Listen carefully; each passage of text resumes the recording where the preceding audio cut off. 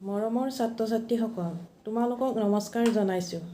আজি তোমালোকৰ পাঠত থকা মূৰ্ধন্য ঠ যোগ পাঠটো আমি পঢ়িম।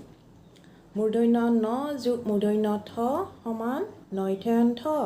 মূৰ্ধন্য ন যোগ মূৰ্ধন্য ঠ সমান নইঠেন ঠ।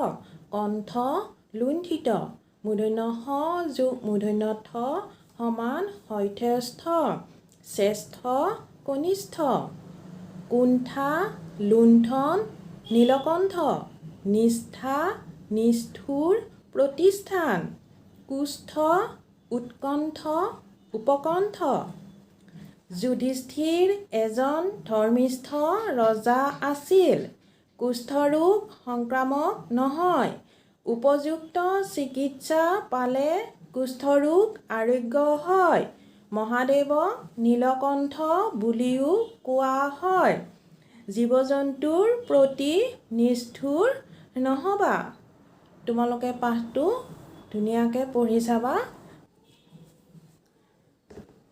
এতিয়া পাঠটোৰ পৰা কেইটামান প্ৰশ্ন আৰু উত্তৰ মই বৰ্ডত লিখি দিছোঁ, তোমালোকে বহি লিখি থবা।